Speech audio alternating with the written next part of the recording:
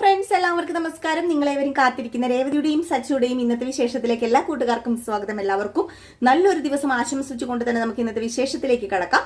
അതിനു മുമ്പായിട്ട് ആരെങ്കിലും നമ്മുടെ ചാനൽ ആദ്യമായിട്ട് കാണുന്നുണ്ടെങ്കിൽ സബ്സ്ക്രൈബ് ചെയ്ത് വെക്കണം. അതിനോടൊപ്പം മാക്സിമം എല്ലാവരും ലൈക്ക് വെച്ചിട്ട് വീഡിയോ കാണാൻ വേണ്ടി ശ്രദ്ധിക്കണേ. അപ്പൊ ഞാൻ വീണ്ടും ഒരു വീഡിയോ ആയിട്ട് വന്നത്, നമ്മൾ ഇതിനു മുമ്പ് ഒരു വീഡിയോ ഇട്ടിരുന്നു. അതിന് കുറച്ച് സൗണ്ട് ഇഷ്യൂസ് ഒക്കെ ഉണ്ടായിരുന്നു. അപ്പൊ അതുകൊണ്ടാണ് കേട്ടോ.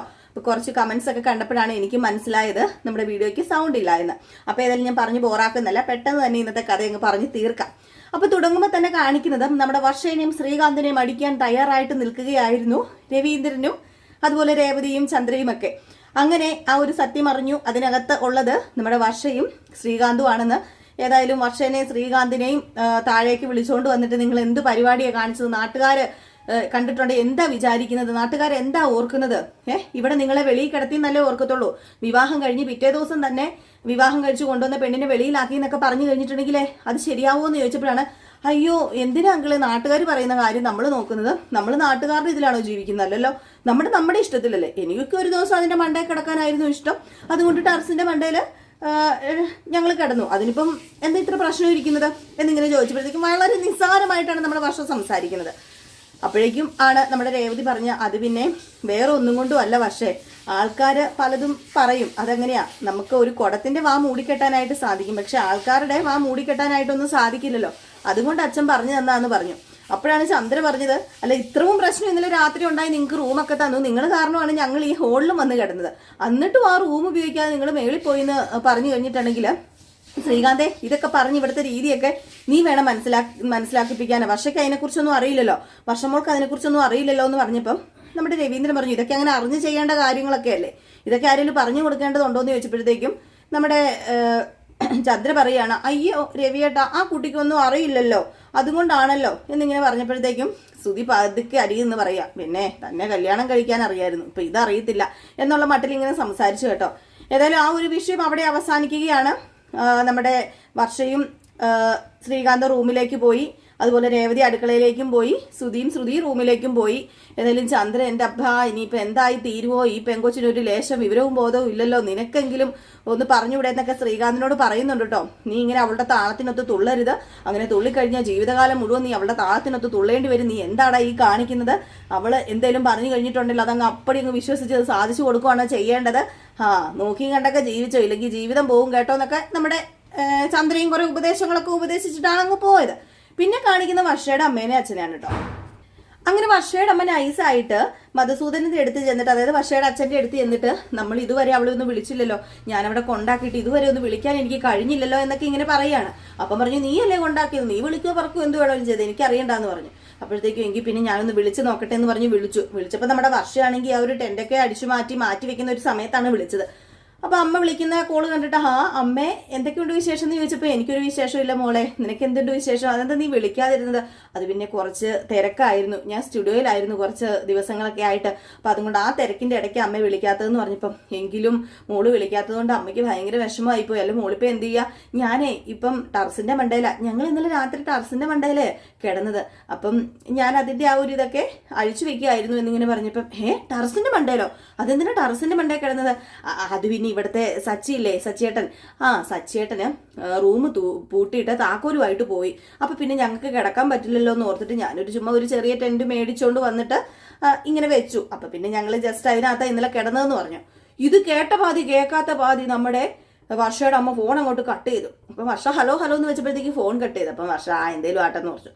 വർഷയുടെ അമ്മ അങ്ങോട്ട് മധുസൂറിന്റെ അടുത്ത് ചെന്നിട്ട്, കണ്ടില്ലേ നമ്മുടെ മോളെ അവിടെ ഇട്ട് അവര് കാണിക്കുന്നത് കണ്ടില്ലേ, ഒരു റൂം പോലും ഇല്ല അവിടെ, ഞാൻ എന്റെ മോളെ അവിടെ കൊണ്ടാക്കി ഇപ്പം പൊന്നു പോലെ നോക്കാന്നാ പറഞ്ഞതെന്ന് പറഞ്ഞപ്പോ, നീ അനുഭവിച്ചോ, നീ നിന്റെ മകളും അനുഭവിക്കും, ഞാൻ പറഞ്ഞല്ലേ ഈ വക കേസ് കെട്ടണമെന്ന് പോകണ്ടെന്ന്, അവൾ അനുഭവിച്ച് കഴിയുമ്പോൾ അവള് തന്നെ ഇങ്ങോട്ട് വന്നോളൂ എന്ന് പറഞ്ഞപ്പോ, അങ്ങനെ എന്റെ മോളെ എനിക്ക് വെറുതെ വിടാൻ പറ്റത്തില്ല, ഞാൻ അങ്ങോട്ടേക്ക് പോവുക, ഇത് ഞാൻ ആരാണെന്ന് കാണിച്ചു കൊടുക്കുന്നുണ്ട്, അവിടെ ചെല്ലട്ടെ ഞാൻ എന്നൊക്കെ പറഞ്ഞുകൊണ്ട് കെട്ടി പോയി വണ്ടിയൊക്കെ എടുത്തുകൊണ്ട് നേരെ ചെല്ലുകയാണ് ചന്ദ്രത്തേക്ക്.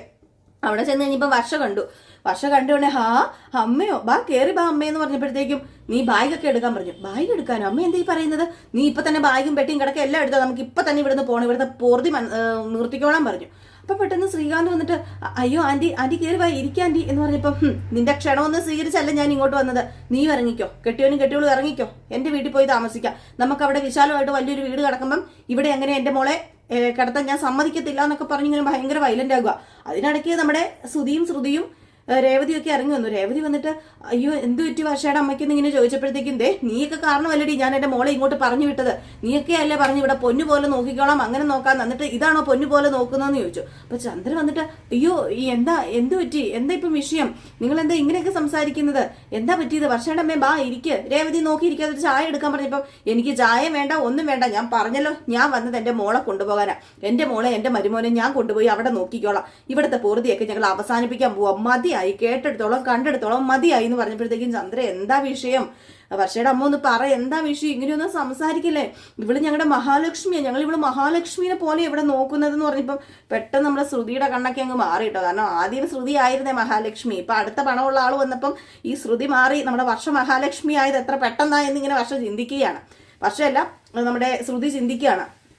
ഏതായാലും ഈ സമയം നമ്മുടെ രേവതിയും ചോദിക്കുകയാണ് എന്താ വർഷയുടെ അമ്മയ്ക്ക് പറ്റിയത്, എന്താ ഇവിടെ നടന്ന്, ഇതിനു മാത്രം ഒരു ഒറ്റ ദിവസം കൊണ്ട് എന്താ സംഭവിച്ചതെന്ന് കേൾക്കണമല്ലേ, എന്റെ മോക്ക് നിങ്ങൾ ആരെങ്കിലും ഇവിടെ റൂം കൊടുത്തോ, എന്റെ മോള് റൂം കൊടുക്കാത്തത് ടെറസിന്റെ മണ്ടയിലല്ലേ പോയി കിടന്നത്, ഇതുവരെ എന്റെ മോളെ ഞാൻ നിലത്ത് പോലും കിടത്തിയിട്ടില്ല, നിങ്ങൾക്കറിയില്ല എന്റെ മോളെ ഞാൻ എങ്ങനെയാ വളർത്തിയെന്ന്, ഇത് എനിക്ക് സഹിക്കാൻ കഴിയുന്നില്ല, ഞാൻ സഹിക്കുന്നതിലും അപ്പുറം ഇതൊക്കെ, ഞാൻ എന്റെ മോളെ കൊണ്ടുപോകുക, നിങ്ങൾക്കേ ഒരു കാര്യം ചെയ്യണമായിരുന്നു, റൂം ഒന്നും ഇല്ലായിരുന്നെങ്കിൽ ഇത്രയും മക്കളെ ഉണ്ടാക്കരുതായിരുന്നു, പ്രസവിക്കരുതായിരുന്നു എന്നിങ്ങനെ പറയുക. അത് കഴിഞ്ഞിട്ട് പറയുകയും ചെയ്തു നിങ്ങളുടെ കെട്ടിയവനുണ്ടല്ലോ ലോണിന് വേണ്ടി എന്റെ കെട്ടിയവന്റെ മുമ്പിൽ യാചിച്ചു വന്ന് നിന്നിട്ടുണ്ട്, അന്ന് ഓർക്കണമായിരുന്നു, ഇത്ര റൂം പണിയണമായിരുന്നു, അല്ലെങ്കിൽ പെറ്റ് കൂട്ടരുതായിരുന്നെന്ന്. ഇത് കേട്ടോണ്ടാ സച്ചി കയറി വന്നത്. സച്ചി സഹിക്കുവോ, സച്ചി നിർത്തുന്നുണ്ടോ, കുറെ നേരമായി നിങ്ങൾ തുടങ്ങിയിട്ട് ഞാൻ ഇവിടെ നിന്ന് എല്ലാം കേൾക്കുന്നുണ്ടായിരുന്നു, നിങ്ങൾ എന്താ പറഞ്ഞത്, എന്റെ അച്ഛൻ വീട് വെച്ചിട്ടുണ്ടെങ്കിൽ അത് നിങ്ങളുടെ വീട്ടിൽ നിന്ന് എടുത്ത സ്വത്തും കൊണ്ടൊന്നുമല്ല, ഗവൺമെന്റ് എന്റെ അച്ഛന് കൊടുത്ത പൈസയും കൊണ്ടാ, അല്ലാതെ നിങ്ങളുടെ വീട്ടിൽ നിന്നല്ലല്ലോ എടുത്തു കൊടുത്തത്. എന്റെ അച്ഛൻ നിങ്ങളുടെ മുമ്പിൽ ഒരു ഒപ്പ് മേടിക്കാൻ വന്നിട്ടുണ്ടെങ്കിലേ അത് ഉത്തരവാദിത്വത്തോടു കൂടി ചെയ്തു കൊടുക്കേണ്ട കടമ അത് നിങ്ങളുടെ ഭർത്താവിനുണ്ട്. ഒരു ഓഫീസറായിട്ടിരിക്കുമ്പോൾ അതിൻ്റെതായ കടമകൾ ചെയ്തു കൊടുക്കേണ്ടി വരും. അതാരുടെ ഔദാര്യമൊന്നും അല്ല. പിന്നെ നിങ്ങളുടെ കെട്ടിയോനെ എന്റെ അച്ഛൻ നാണം കെടുത്തിയതല്ലേ അന്ന് കോടതി കയറ്റി, എന്റെ അച്ഛന്റെ മുമ്പിൽ തൊഴുകയോടുകൂടി നിന്നതല്ലേ, എന്നിട്ടുണ്ടോ ഇങ്ങനെയൊക്കെ കടന്ന് വന്ന് പറയാന്, കൊണ്ടുപോക്കണം, മര്യാദയ്ക്ക് മോളെ വിളിച്ചോണ്ടോ മരുമോനെ വിളിച്ചോണ്ടോ ഈ വീട്ടിൽ നിന്ന് ഇറങ്ങിപ്പോക്കോ, ശകല നേരം പോലും ഇവിടെ നിൽക്കണ്ടെന്ന് പറഞ്ഞു. ഇതുകൂടെ കേട്ട് കഴിഞ്ഞപ്പോഴത്തേക്കും ദേഷ്യം വന്നു കേട്ടോ ചന്ദ്രമതിക്കല്ല, നമ്മുടെ വർഷയുടെ അമ്മയ്ക്ക്. വർഷയുടെ അമ്മ പറഞ്ഞു ഓഹോ അല്ലെങ്കിലും ഉണ്ടല്ലോ ഈ വീട്ടിൽ ലേശം വെളിവില്ലാത്ത തെമ്മാടിയാ ഇവന്, ഇതുപോലെയുള്ളൊരു തെമ്മാടിയുടെ അടുത്തേക്ക് എന്റെ പൊന്നു മോളെ ഞാൻ വിട്ടല്ലോ, എനിക്ക് നിന്നെ പേടിയായിരുന്നു പണ്ടേ, ഈ വിവാഹാലോചന വന്നപ്പോൾ മുതൽ ഇവര് തമ്മിൽ ഇങ്ങനെ ഒരു ബന്ധം അറിഞ്ഞപ്പോൾ മുതൽ ഫസ്റ്റ് എനിക്ക് നിന്റെ മുഖം ഓർമ്മ വന്നത്, നിന്നെ പോലെയുള്ളൊരു തെമ്മാടിയുടെ അടുത്തേക്ക് ഞാൻ എങ്ങനെ എന്റെ മോളെ വിടുന്നോർത്ത്. ഇത് കേട്ടപ്പോൾ നമ്മുടെ രേവതിക്ക് സഹിച്ചില്ല. രേവതി പറഞ്ഞു എന്തിനാ വെറുതെ വർഷയുടെ അമ്മ എന്റെ ഭർത്താവിനെ കുറ്റം പറയുന്നത്, നിങ്ങൾ വിചാരിക്കുന്ന പോലെ ഒരാളല്ല എന്റെ ഭർത്താവ്, ഒരു നല്ല മനുഷ്യനാ. രേവതി നല്ല മനുഷ്യനാ, നന്നായിട്ട് ഞങ്ങൾക്ക് അറിയാം. ഇവനെ കുറിച്ച് കൂടുതൽ ഞങ്ങളോട് പറയുമൊന്നും വേണ്ട, ഇവന്റെ സ്വഭാവ സർട്ടിഫിക്കറ്റ് എനിക്കറിയേണ്ട കാര്യമില്ല.